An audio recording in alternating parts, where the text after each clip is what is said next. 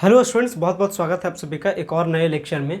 और इस वीडियो में भी हम लोग लगातार जो सिलेबस को लेकर के कवरेज कर रहे हैं, लगातार 1 बाय 1 करके सारी चीज़ों को कवर कर रहे हैं।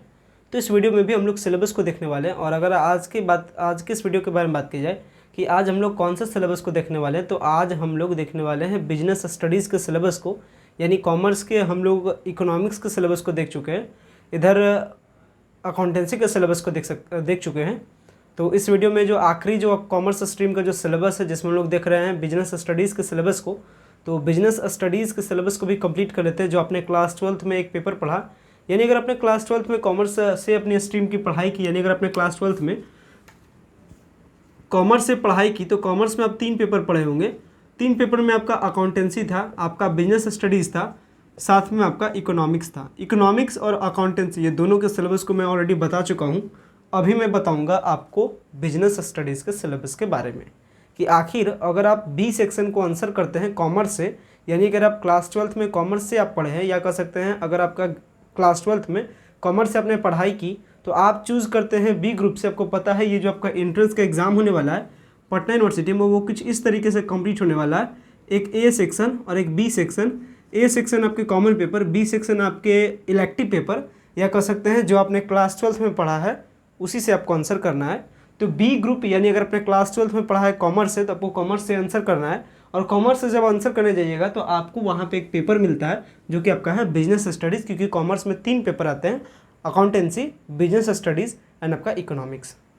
3 में से 2 का सिलेबस मैं आपको बता चुका हूँ, 1 का सिलेबस आपको बता रहा हूँ। सो चलिए वीडियो को स्टार्ट करते हैं, बताते हैं आपको बिजनेस स्टडीज़ के क्या सारे क्वेश्चन सबसे पूछे जाते हैं, या कह सकते हैं बिजनेस स्टडीज़ के क्या सारे सिलेबस हैं, या आप इसे सिंपली इस तरीके से कह सकते हैं कि बिजनेस स्टडीज़ में कौन कौन से टॉपिक आपको कवर करना है, ताकि पटना यूनिवर्सिटी के वन इंटरेस्ट टेस्ट में आपके अच्छे मार्क्स आ सके, आप हाई स्कोर कर सके, ताकि आपका फर्स्ट लिस्ट में, फर्स्ट टॉप कॉलेज में और फर्स्ट चॉइस में आपका एडमिशन हो सके। ऐसा ना हो कि लास्ट टाइम में आपको चॉइस बदलना पड़े, आपको अपने चॉइस के साथ कॉम्प्रोमाइज़ करना पड़े, ये सिचुएशन ना हो। इसके लिए आपको ध्यान रखना है कि आपको एंट्रेंस एग्ज़ाम की बेहतर तैयारी करना है। और मैं लगातार आपको बता रहा हूँ कि अगर आपको एंट्रेंस एग्ज़ाम की बेहतर तैयारी करना है तो आपको क्लासेस से ज्वाइन हो जाना चाहिए। अगर आप क्लासेस को डिलेड में ज्वाइन करते हैं तो बहुत सारे क्लासेस आपके छूट जाएंगे, बहुत सारे PDF आपके छूट जाएंगे, जिससे क्या होगा, आपको बहुत ज़्यादा आगे लॉस होगा। यानी अगर आपका एडमिशन नहीं होगा तो सब कुछ आपका बेकार हो जाएगा। जो भी आप फॉर्म अप्लाई करते हैं या जो भी आप प्रोसेस करते हैं, सब कुछ आपका बेकार हो जाएगा। मैं लगातार बता रहा हूँ, प्रीमियम क्लासेस में ज्वाइन करने का प्रोसेस सिंपल सा है। आपको क्या करना है कि यहाँ जो मैंने आपको नंबर प्रोवाइड करना हूँ 9065179925, इस नंबर पे कांटेक्ट करना है। कांटेक्ट करने के बाद आपको बताना है कि आपको प्रीमियम सर्विसेज के साथ जुड़ना है। इसके बाद आपको पेमेंट करना पड़ता है जस्ट 499, यानी 499 रुपये, जो कि आपको पटना यूनिवर्सिटी में अप्लाई करने के चार्ज से भी आधा है। जब आप 1100 रुपये इन्वेस्ट कर देते हैं पटना यूनिवर्सिटी में फॉर्म अप्लाई करने में, तो 500 रुपये इन्वेस्ट करना, यानी 499 रुपीज़ इन्वेस्ट करना कोई ऐसा नहीं है कि बहुत बुड़बकाही की बात है, ये बहुत ही चालाकी की बात है, ये एक इन्वेस्टमेंट है। इस इन्वेस्टमेंट के जरिए से क्या होता है, आपके एडमिशन सिक्योर हो जाते हैं। कारण है कि आपको एंट्रेंस एग्ज़ाम की बहुत ही सटीक कंप्लीट तैयारी कराई जाती है, जिस सटीक और कंप्लीट तैयारी से आप इजी वे में आप हाई स्कोर करते हैं, जिससे कि क्या हो जाता है, आपका एडमिशन कन्फर्म हो जाता है। अगर आप ये सारी चीज़ों को ध्यान में नहीं देते हैं तो कह सकते हैं कि आगे आपका चॉइस है, ज्वाइन करना ना करना आपकी चॉइस है। बट ये आपके लिए सजेशन होगा कि जितना जल्दी हो सके आप क्लासेस से ज्वाइन कर लीजिए, आपके लिए बेनिफिट रहेगा। अगर आपका एडमिशन नहीं होता है तो जो आपने 1100 रुपये पटना यूनिवर्सिटी में फॉर्म अप्लाई करने के नाम पे जो आपने इन्वेस्ट किया, वो आपका ऐसा ही बर्बाद चल जाएगा।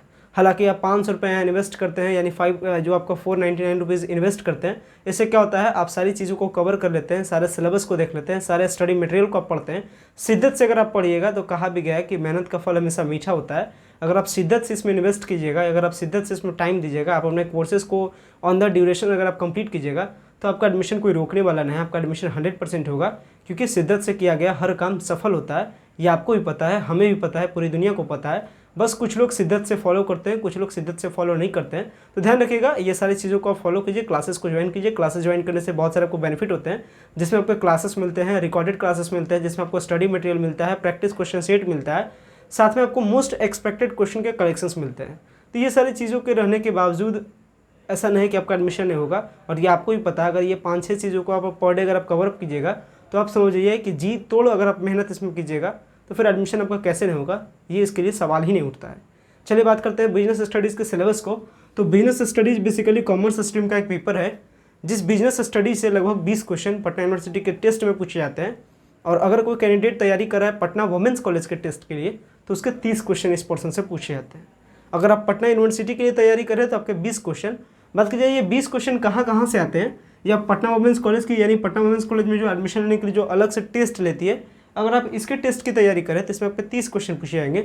आखिर ये क्वेश्चन पूछे कहाँ से जाते हैं, तो मैं आपको बात कर रहा हूँ चैप्टर्स को लेकर के।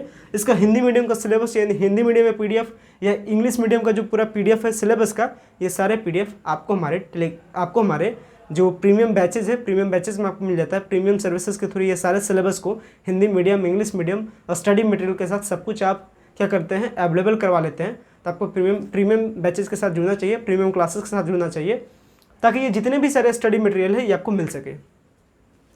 अगर मैं बात करूँ बिजनेस स्टडीज़ के बारे में, तो मैं स्टार्ट करता हूँ चैप्टर्स के। मैं आपको नाम बताऊँगा, चैप्टर्स पे आपको ध्यान रखना है। हालांकि मैं जब क्लासेस लूँगा इस टॉपिक्स के बारे में, जब हमारी टीम इस टॉपिक्स को लेकर के जब क्लासेस लेगी तो आपको बताएगी कि फाउंडेशन ऑफ बिजनेस से क्या क्या आपको पढ़ना है, क्या मोस्ट एक्सपेक्टेड क्वेश्चन है, साथ में इसके कलेक्शन को भी दिया जाएगा। यानी फाउंडेशन ऑफ बिजनेस आपको क्या पढ़ना है, इसमें आपको किसी बुक से पढ़ने की ज़रूरत नहीं। जो मैं आपको PDF प्रोवाइड करूंगा, जो टीम हमारी PDF को तैयार की है, उस PDF को आप पढ़िए, फाउंडेशन ऑफ आपका बिजनेस कंप्लीट हो जाएगा। तो इसी तरीके से चैप्टर वाइज आपको PDF मिलेगा, चैप्टर वाइज MCQ क्वेश्चन का कलेक्शन मिलेगा, और इतनी सारी तैयारियां कर लेते हैं तो फिर आपका एडमिशन ना होने के सवाल ही खड़े नहीं होते हैं। बात करते हैं चैप्टर्स और सिलेबस के बारे में। तो अगर मैं बात करूँ बिजनेस स्टडीज़ के बारे में, तो बिजनेस स्टडी में आपको पढ़ना है फाउंडेशन ऑफ बिजनेस, फर्स्ट चीज़। सेकंड आपको पढ़ना है corporate organisation, finance and trade, ये आपका सेकंड चैप्टर। थर्ड आपका है प्रिंसिपल ऑफ मैनेजमेंट, मैनेजमेंट के क्या प्रिंसिपल हैं। चौथी चीज़ है बिजनेस ऑफ इन्वायरमेंटल, यानी बिजनेस ऑफ इन्वायरमेंटल। इसके बाद पांचवी चीज़ आपकी क्या है, स्टाफिंग, डायरेक्टिंग एंड कंट्रोलिंग। आगे बढ़ते हैं तो आपका है फिनेंशियल मैनेजमेंट एंड मार्केटिंग, यानी फिनेंशियल मैनेजमेंट क्या है, मार्केटिंग क्या है। और इसके बाद आगे बढ़े तो आखिरी आपका चैप्टर आता है कंज्यूमर प्रोटेक्शन, यानी कंज्यूमर प्रोटेक्शन क्या है, इससे रिलेटेड लॉज क्या है। अब मैंने आपको पूरा जो बिजनेस स्टडीज़ का जो बुक है 11वीं और 12वीं क्लास की जो पूरा मिला करके जो 2 बुक आप पढ़े हैं 11th एंड 12th में, उसको मैंने रिड्यूस कर दिया और उसके आपको 5, 6, 7 चैप्टर्स के फॉर्म में आपके लिए दे दिया। अब इस 5, 6, 7 जो मैंने चैप्टर्स दिया, मैं आपको एवरी चैप्टर से, यानी अगर मैं स्टार्ट करूँगा यहाँ से फाउंडेशन ऑफ बिजनेस से, तो फाउंडेशन ऑफ बिजनेस का फिर मैं आपको PDF दूंगा, बताऊंगा इसमें क्या आपको पढ़ना है क्या नहीं पढ़ना है, जिससे कि क्या हो जाती है, आपकी सटीक रणनीति हो जाती है, आपकी सटीक प्लानिंग हो जाती है। जिस सटीक रणनीति, सटीक प्लानिंग से आप पटना यूनिवर्सिटी के कॉमन एंट्रेंस टेस्ट में हाई स्कोर करते हैं, और हाई स्कोर करते हैं तो आपको मनपसंद कॉलेज में, मनपसंद पेपर में एडमिशन ईजी वे में मिल जाता है। तो इसके लिए आप जितना जल्दी हो सके क्लासेस से जुड़िए। क्लासेस जुड़ने के बाद सारे PDF को एक्सेस कीजिए, सारी तैयारियों के साथ आप भी मेरे साथ जुड़ जाइए, ताकि आपका एडमिशन फर्स्ट लिस्ट में हो ही जाना चाहिए, ऐसा आप टारगेट कीजिए। आप अपने आप को हमेशा एक लक्ष्य की ओर सेट कीजिए कि आपका 80+ आना चाहिए पटना यूनिवर्सिटी के इस कॉमन एंट्रेंस टेस्ट 2023 में, ताकि आपका एडमिशन लेने के टाइम में किसी भी प्रकार का प्रॉब्लम ना हो, और गार्जियन के सपने, अपने सपने को साकार कीजिए, और बिहार के सबसे टॉप यूनिवर्सिटीज़ पटना यूनिवर्सिटी जैसे यूनिवर्सिटी में एडमिशन लेकर के आप अपने जो आपके हायर एजुकेशन है उसको कंप्लीट कीजिए, ताकि आप लाइफ में जितना जल्दी हो सके आप सेट करें। तो ये जो सारे सिलेबस है, सारे सिलेबस के कंटेंट को मैंने आपको बता दिया, सिलेबस में क्या स्पेशली पढ़ना है चैप्टर वाइज, ये सारे आपको मिलते हैं प्रीमियम क्लासेस के थ्रू। तो आप प्रीमियम क्लासेस को जितना जल्द से जल्द हो सके आप ज्वाइन कीजिएगा। आशा करते हैं वीडियो आपको समझ आया होगा। वीडियो की जो सारी इन्फॉर्मेशन मैंने आपके साथ शेयर किया ये आपको पसंद भी आया होगा। वीडियो को एंड करते हैं। Thanks a lot for watching this very important video. And अगर आप चैनल पर पहली बार विजिट किए तो चैनल को जो सब्सक्राइब कीजिएगा, सब्सक्राइब करना ना भूलें, ताकि जैसे मैं आपको वीडियोज़ अपलोड करूँ आपको प्रॉपर नोटिफिकेशन आपके पास जा सके।